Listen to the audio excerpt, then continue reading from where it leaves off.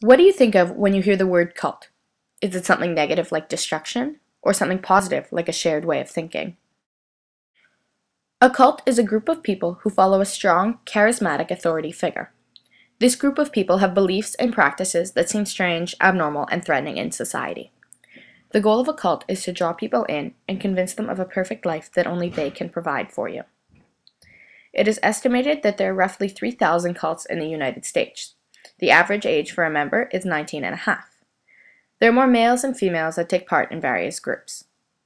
Many times, it's vulnerable people that get drawn in. The cult members look at the airports, the train stations, etc. to try and find unattached people that would be easy to coax in. The technique that cults use to persuade people is brainwashing. This technique can provoke extreme behavioral changes within the person.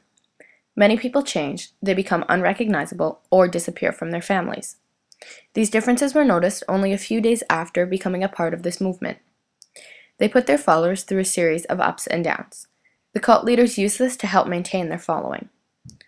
The goal of using brainwashing to control the members is to change one's attitude, behavior, and beliefs so that the group has the same idea. For brainwashing to actually work, it needs to be performed over and over again.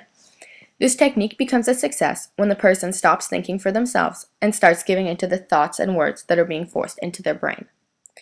This is achieved when they lose their sense of right and wrong. They stop listening to their own thoughts and beliefs and refuse to listen to any other information than what is given to them.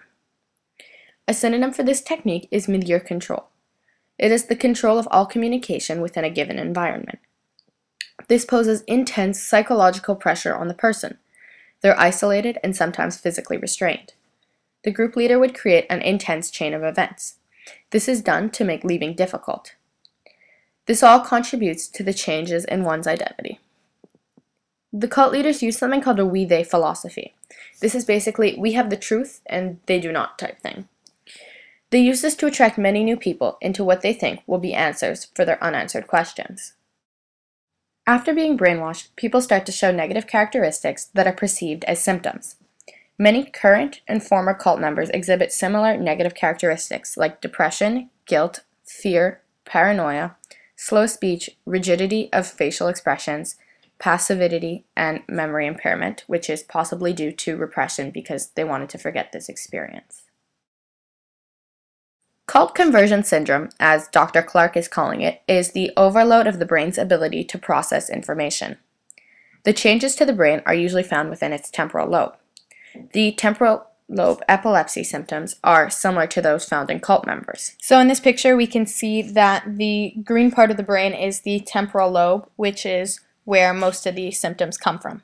So some of the symptoms that are found are increased irritability, ritualism, compulsive attention to detail, heightened paranoia, etc.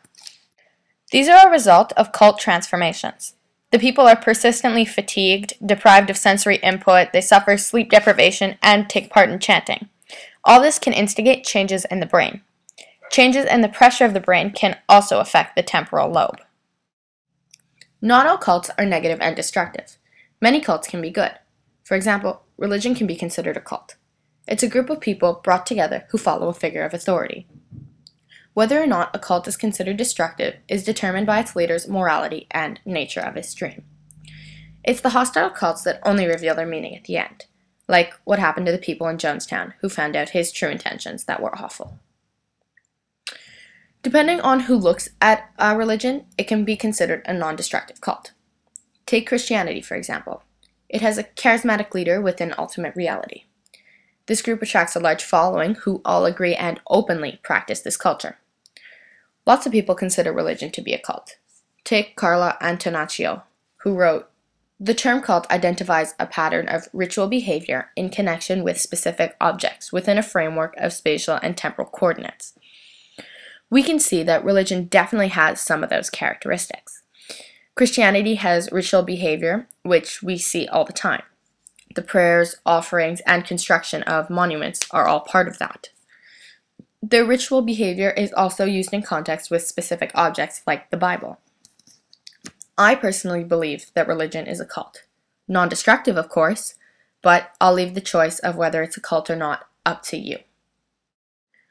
Jonestown is a community that was led by Jim Jones. He led a peaceful community until one November day in 1978 when 918 people were murdered. It was viewed as a mass suicide and even by some mass murder. Jones was leading many followers by uniting a wide range of cultures within one society, free of inequalities and prejudice. These people were desperate for acceptance and thought that Jim Jones would be the one to give it to them. Nobody spoke about his manipulative ways, so Jones continued to use the same tactics until one day he decided to kill everyone. He would tell people that the day would eventually come when they would all have to take their own fate into their own hands. He would simulate this day to see who his true followers were. These were called White Knights, and he told everyone that they can either flee to the Soviet Union or commit revolutionary suicide. The definition of religion is the belief in and worship of a superhuman controlling power. It's also an organized collection of belief systems, cultural systems, and worldviews. Many people argue that Scientology is a cult and not a religion. Its true motives may not be 100% known, but I believe that it's a religion because it's characterized by the same things: the belief in an ultimate reality, various religious practices that help with its understanding, and finally, a group of followers who strongly believe in the practice and morals of the religion. Many people don't know the difference because they seem really similar. It basically comes down to the definition. A cult is a non-religious movement, like what we saw in Jonestown. The ultimate reality of Scientologists include the spiritual world and a supreme being. They still have the traditional practices of marriages and funerals, but they mainly focus on training to increase the spiritual awareness so that they can have an understanding of the spiritual world and supreme being. It's a religion because it helps one become aware of his spiritual nature and awareness of God. It has the same goal as many other religions, having peace on earth and preservation of man.